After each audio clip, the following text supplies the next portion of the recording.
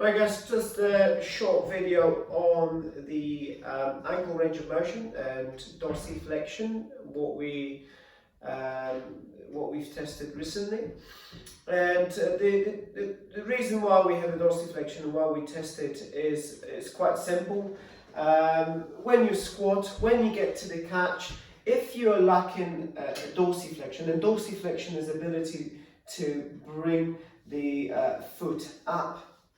Plantar flexion is this.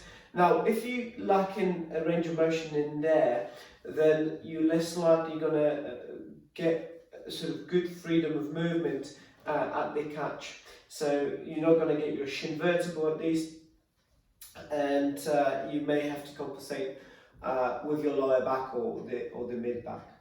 Now, obviously the opposite to this is called plantar flexion, so foot down, and rowers will sustain plantar flexion about 20 degrees all the time because of the position of your feet.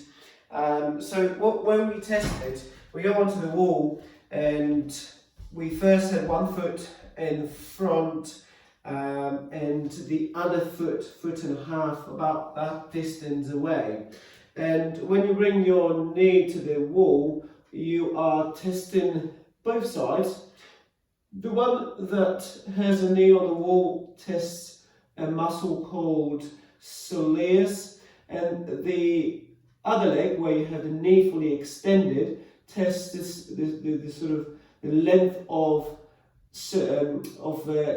gastroc. So the two major muscles that feed in and sort of allow you to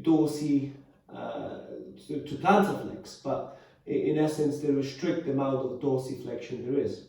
So this test then was performed that you added certain distance at a time. So we're looking at something like a 40-degree range in terms of the shin angle. And again, as long as your heels will stay, you will feel that there are two different types of stretches that are occurring when you do that. Okay, so that's just a short video on why we do the ankle test and what tissues it sort of highlights as restricted. There may be a hard end feel to the way that the joint moves, and that may be due to previous ankle traumas or restriction within the talus, the bone that sits just underneath the tibia. But when it's a soft thing, when you feel that there is a stretch in the calf, then it's certainly down to those soft tissues tested, i.e. the gastroc or soleus muscle.